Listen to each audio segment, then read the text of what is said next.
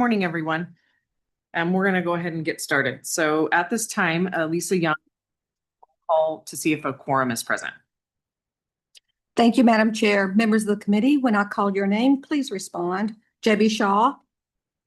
Here. Thank you. Eric Massey. Simon Lara. Mike Esquivel. Here. Thank you. Tracy Conaway. Here. Thank you. Nick Russo. Here. Thank you. Tim Wainscott.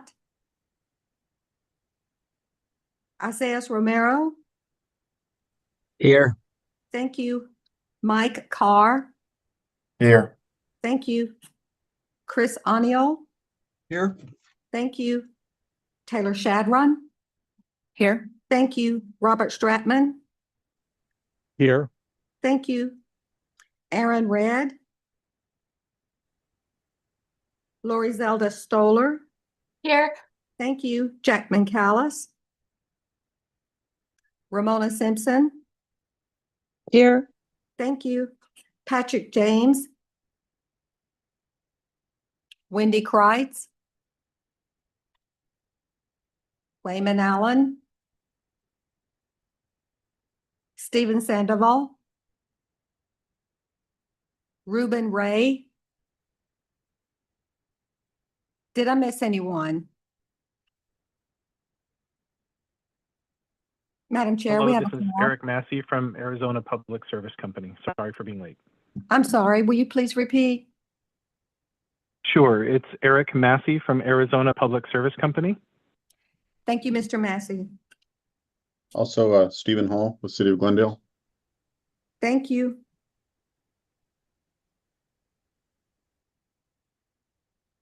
Okay, thank you. A quorum is now present. Good morning, members of the MAG Solid Waste Advisory Committee. This meeting is now called to order. For those around the table, please turn on your microphone when speaking. And for those participating via Zoom, please state your name when making a comment or asking a question. The MAG public comment process allows members of the public to comment on items that fall under MAG's jurisdiction. If you would like to comment at today's meeting, please complete the request to speak form. MAG staff can assist with any questions you may have. If you have parked in the garage, a validation stamp is available on the counter. If you purchased a transit ticket to come to the meeting, please see staff for a ticket. Hearing assisted devices are available from MAG staff. Now we're going to move on to item number 2, call to the audience. This is the opportunity for the public to comment on items that fall under MAG's jurisdiction that are not on the agenda, informational items or items on the agenda for discussion and not for action. 15 minutes will be provided for the call to the audience unless the chair requests an exception to this limit. I've received no request to speak for the call to the audience. MAG also provides the opportunity for members of the public to submit written comments via the MAG website. Any comments received 2 hours prior to the meeting have been shared with committee members in advance of the meeting for consideration and will be included in the formal meeting minutes. MAG staff, have we received any online written comments for the call to the audience? Madam Chair, no written comments have been received. Okay, thank you. Our next item is approval of the March 3rd, 2026 meeting minutes. Does any member of the committee have any questions?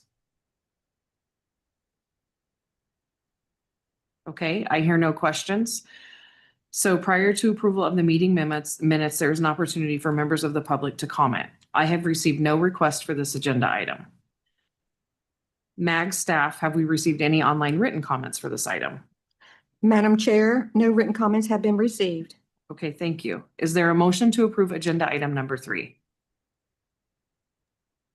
This is Ramona Simpson. I would motion to approve the meeting minutes, item number 3. Thank you, Ramona. We have a motion. We have a motion from Ramona and a second. Anyone? Second. This is Isaiah, second. And we have a second from Isaias Garcia Romero. Thank you. A roll call vote will be taken at this time by Lisa Young. Thank you, Madam Chair. Members of the committee, when I call your name, please state your vote. JB Shaw. Aye. Thank you. Eric Massey. Aye. Thank you. Simon Lara. Mike Esquivel. Abstain. Thank you. Tracy Conaway. Aye. Thank you. Nick Russo. Aye. Thank you. Tim Wainscott. Isaias Romero. Aye. Thank you. Mike Carr. Aye. Thank you. Chris Aniol. Aye. Thank you. Taylor Shadron. Aye. Thank you. Robert Stratman. Aye. Thank you. Madam Chair. Aye. Thank you. Aaron Red. Lori Zelda Stoller. Aye. Thank you. Jack McCallus. Ramona Simpson. Aye. Thank you. Patrick James. Wendy Kreitz. Wayman Allen. Stephen Sandoval. Ruben Ray. Did I miss anyone? Madam Chair, the motion passes with one abstention. Okay, thank you. Now we're going to move on to item number 4, which is Maricopa County Transfer Station updates. This item is on the agenda for information and discussion. Robert Stratman, Maricopa County Environmental Services, will present this item. Thank you. I appreciate the time today, and good morning, everyone. I wanted to take a few minutes today and share some service updates that Maricopa County is moving towards, and we are going to be not only engaging the public through this process, we also are going to be engaging other stakeholders such as private service companies as well as other municipalities. And so that's the primary component of today's presentation, but there is also, I wanted to share one final element in my couple final slides here to see if there's any potential interdepartment or interagency partnerships that we might be able to establish. So what you see here today is on the title slide. It's the formal documentation of what we call basically our citizenry engagement and stakeholder process. It's called EROP, Enhanced Regulatory Outreach Program. And so it's centered on what we are proposing, which is going to be ultimately we have 6 transfer stations, and we are going to be removing those services by the end of this year. So if we can go to the next slide, we'll get in a little bit more of the details. And obviously our mission with environmental services, it comes to environmental health, which is also tied in with public health as it relates to many facets of our everyday life, food, water, and waste disposal, as well as vector reduction as well too. And so we have a lot of service lines that fall within that category. So next slide, please. So some of you may be familiar with the state statute, but this is the statute that mandates a solid waste provider services being provided throughout your jurisdiction. And upon reviewing the statute and looking at it, there is a mandate to provide services, but there also does not need to be a duplication of services, and that can be provided obviously publicly or privately. And that really is a main facet in which, upon further review and then scouring the county and looking at services through the expansion of the county as a whole, that the services that Maricopa County is providing historically through its sites has become duplicative. Next slide, please. For those of you that may not be aware of the locations of our 6 transfer stations, they're very remote areas that you can see illustrated here on the map.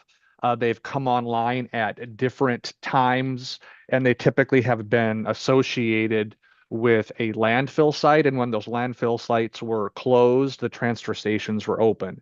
The most recent one of those 6 that was open was the Cave Creek, and that is our by far busiest location. Next slide, please. So as I was indicating a little bit earlier, is that these services have been provided in remote areas where at times when other services were not available, but through the expansion, like I mentioned, not only of the population and cities and towns, as well as in the service providers privately that have been supporting those areas, they've expanded to the point where the services we are providing have become duplicative. And because we do not dispose of our own waste, we haul it away as well.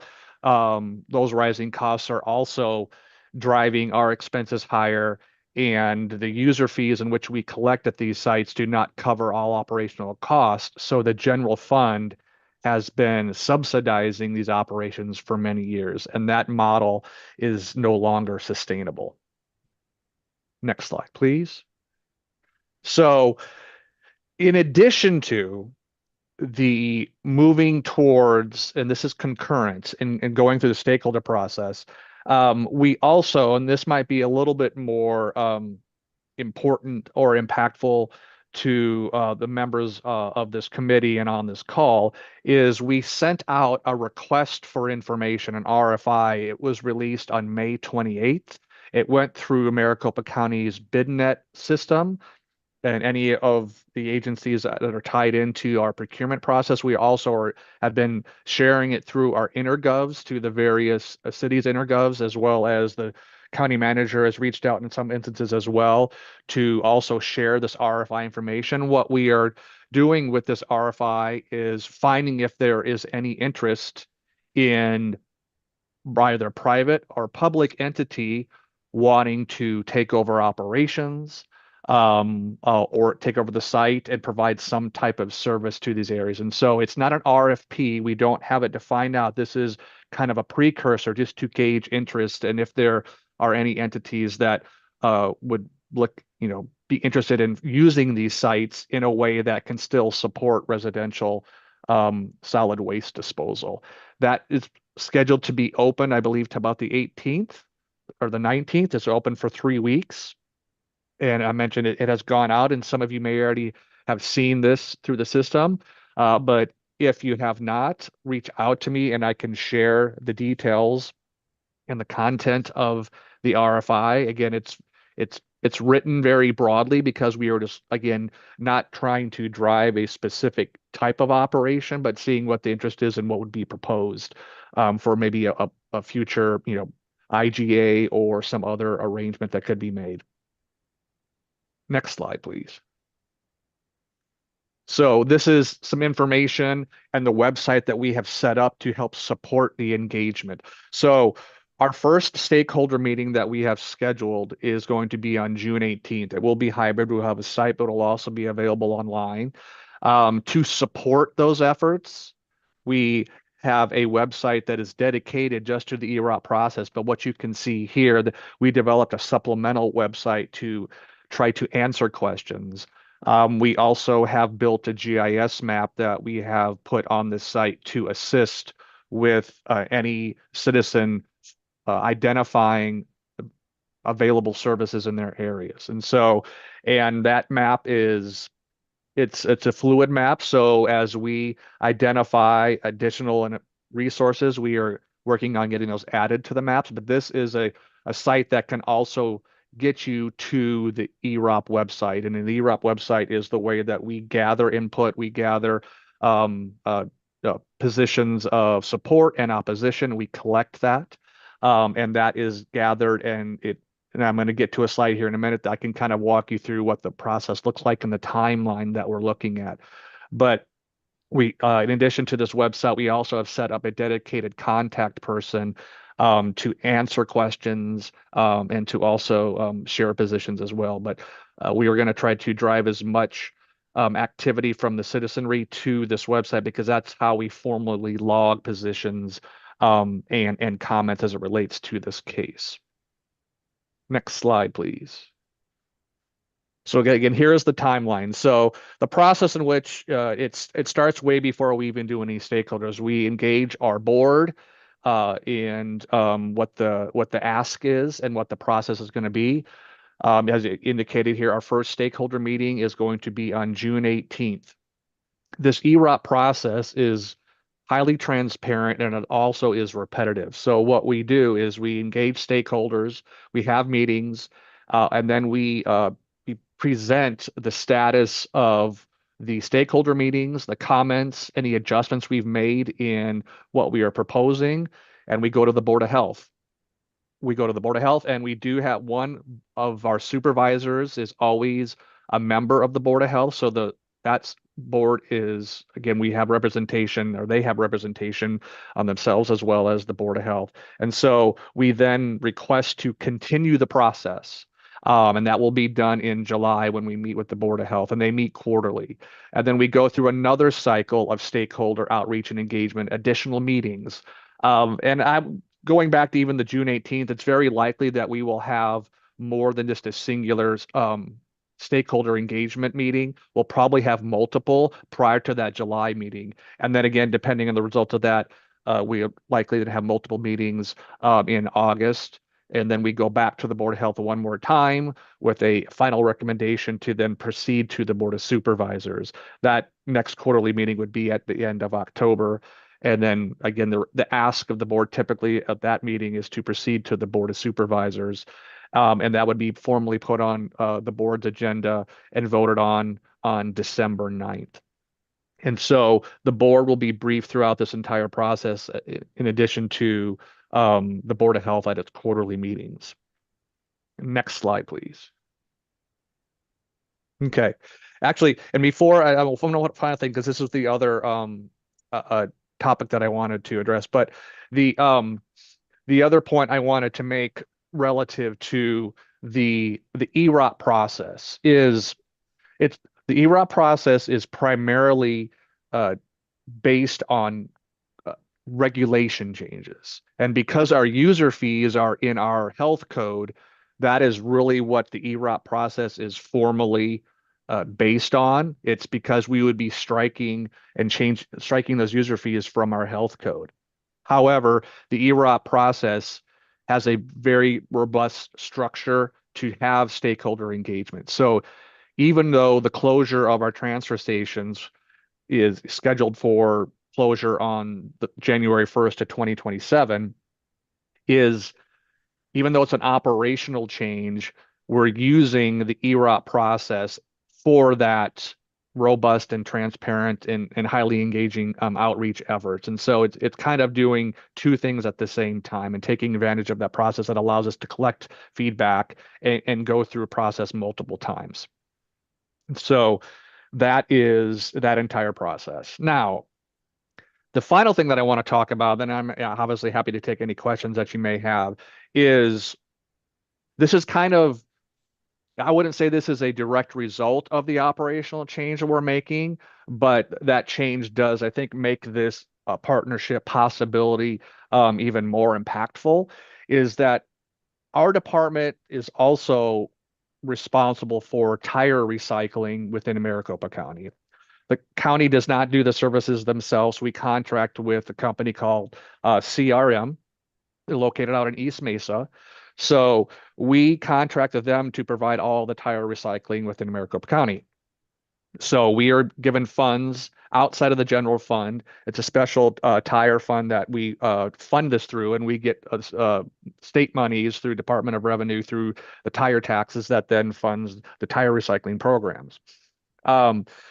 We collect at our 6 transfer stations. We have roll-off bins. We collect tires and we haul them to CRM as well. So obviously, if we close our transfer stations, that recycling outlet will have gone away. So what we are proposing is, and this is just almost like an RFI as well, we're gauging interest. And I ask you to reach out to me if you want to think this over and see if this might be an opportunity in the future, is if we could strike partnerships with any municipality and your transfer station sites, that the county, at no cost to the city in terms of equipment and then logistics and hauling, is we could provide a roll-off container at any one of your transfer stations. We will still have staff. We will pick up the roll-offs when they are full. We will take them to CRM and we will replace your roll-offs. And the only ask of the city in general, we just have to work out the details in terms of what an IGA would look like for that. But there's this certain parameters, there's a certain criteria in which certain tires can be accepted or cannot be accepted. But we would incur all of the costs related to the equipment, transport, and personnel that takes care of the tires and getting them from your site to CRM. So again, just if you want to look that over, and if, please reach out to me if you have any interest. Depending on what level of interest there, I would be scheduling future meetings to kind of work on more of the finer details. This is a very high level one, again, just to initially introduce the concept, see if there's opportunities there, and then continue that conversation. And again, this is something that we were considering even irregardless of our transfer station sites closer. Again, this makes the opportunity even a little bit more impactful is all. So, okay. Next slide, but I think that just gets us to see if anybody has any questions.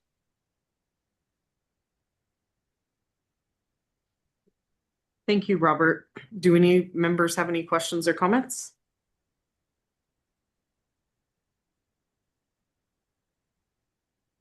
This is Chris Aniel from the city of Goodyear. I know we are looking at basically we are working on getting our yard finally, and part of that is going to be a smaller transfer station for internal, mostly the bulk that we collect, and we've definitely had some questions with the Rainbow Valley transfer station closing down, what we were going to do about tires. So this is great news. I think we might be able to utilize this. So thank you. Yeah, absolutely. Absolutely. Yeah. That's it. And the use of the tire fund in this way is kind of, we even internally think it is the ideal application of those funds. And so I think this the start of the conversation, and we look to, whatever partnerships, not only from this group, but if there's expansion even beyond that really makes sense for the community and the tire recycling, we will look at all those.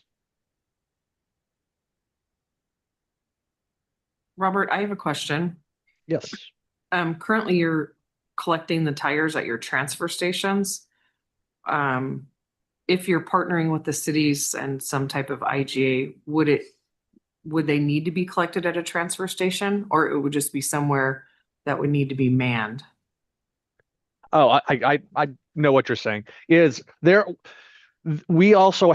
not the only entity that then hauls tires to CRM. You have, just tire installers, right? Tire shops. They haul their tires as well. They, though, have to, because of specific rules, they have to have TR1 forms. There's just a lot of stuff, but that goes with installers and commercial. There is an allowance for an individual to drop off 5 tires at a year at no cost. So, but we are looking at, and again, this is for potentially in the future, that there still might be opportunities in which your sites might be able to still charge fees just for the visit and using the site. So there's some things that we'd have to work out, but we're not the only collector, if that's the question. Our sites are just one of sites. Anyone can roll up. I mean, just like we have other sites that are collecting as well. Other municipalities collect recycled tires and they haul them out there to CRM. Was I answering your question? You did. Thank you. Okay. Yes. City of Chandler, we haul tires to CRM that we collect at our facility from Yep. residents. Yeah, Tracy, I live in Chandler, and I was trying to, as going through this process, because I'm only about a mile and a half from the transfer station. I got to go, I got to remember when I go there, and I believe I did see tires there. So I figured as much. We have a limitation on how many people can bring in, and then it has to be de-rimmed. We used to Yep. de-rim them, but now they have to be de-rimmed. And then we even accept like large tires, like tractor tires, but that's a smaller amount. Yep. And we track that. We usually don't have an issue. And then when we fill that up, we just take it out to CRM. There's a fee, but we don't Correct. charge Yeah. residents. Yeah, I think there's lots of opportunities. I don't want that just be one model, as long as any operation between ourselves and any entity is obviously working within program criteria. But outside of that, I think there's a lot of opportunity.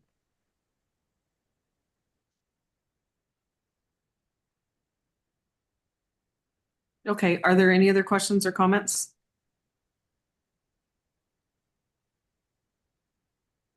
Okay. Thank you, Robert. Yeah, I appreciate the time this morning. Thank you so much. Okay, we'll move on to the next agenda item, which is agenda item number 5, solid waste services for infill development.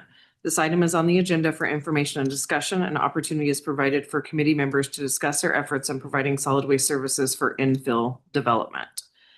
I'll go ahead and kick this one off a little bit. This is a question, I think I've asked in the past, but it seems to just keep coming up. And so I just wanted to take the opportunity to ask again, with some of the infill development that's happening in the city of Mesa, we're being asked to look at how we service trash.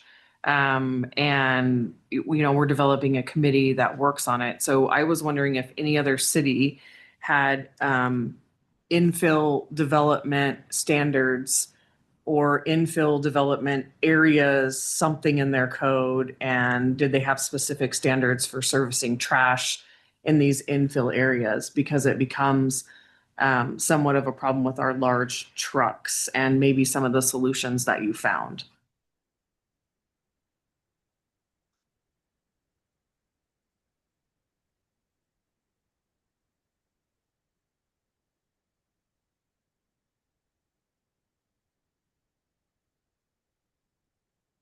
Okay, so I'm not hearing any comments. So I guess I was just looking for, what we're doing around the valley, since we have so many different, we have a lot of growth and a lot of municipal trash service.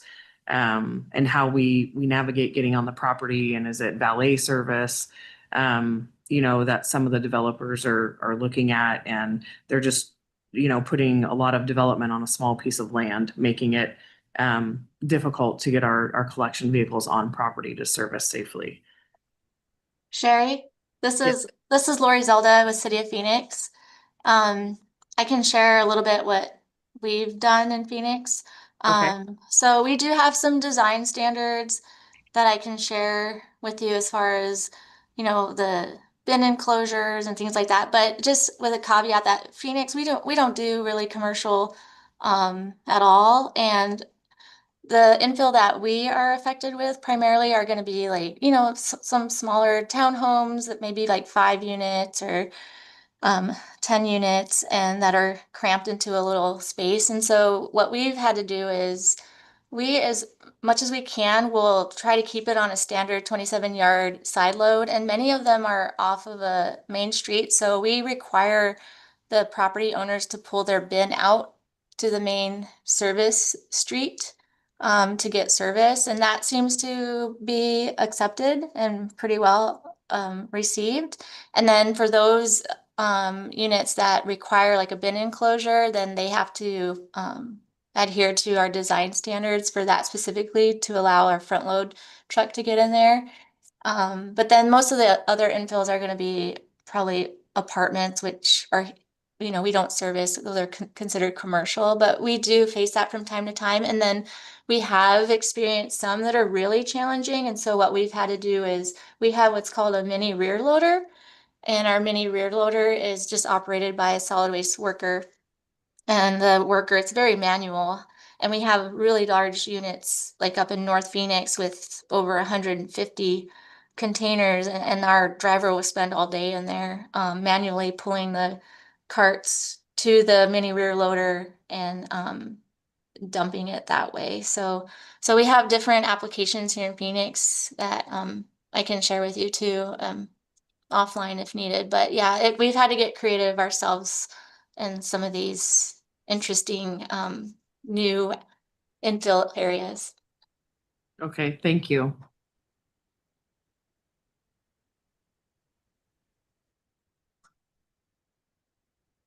Does anyone else have any comments or information to share?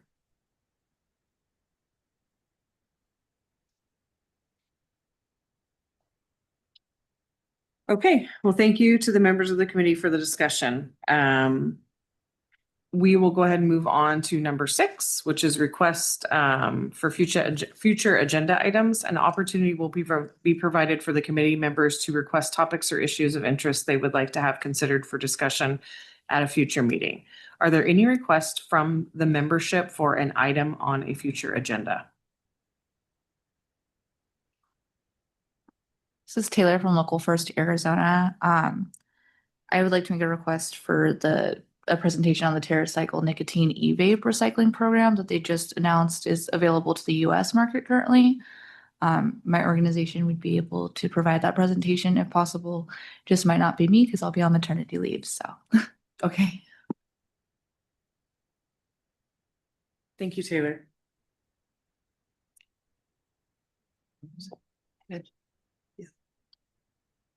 Madam Chair, I just wanted to mention too, that last year we had talked about updating the solid waste best practices document and that the MEG Unified Planning Work Program included that as a project in FY 2027.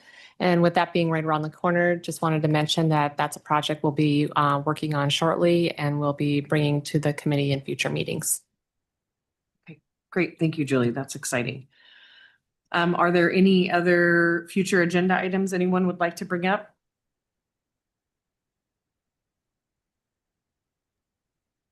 Madam Chair, yes. JB Shaw.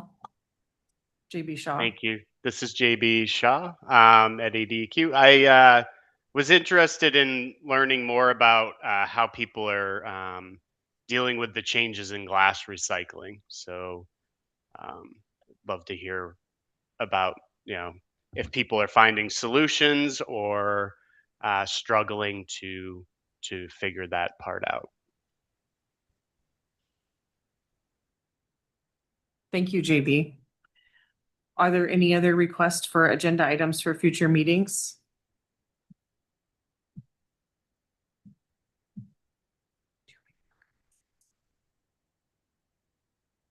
Okay, I'm hearing no further requests for future agenda items. Then the next agenda item is comments from the committee. An opportunity is provided for committee members to present a brief summary of current events. The committee is not allowed to propose, discuss, deliberate, or take action at the meeting on any matter in the summary unless the specific matter is properly noticed for legal action. Do I have any comments from the committee?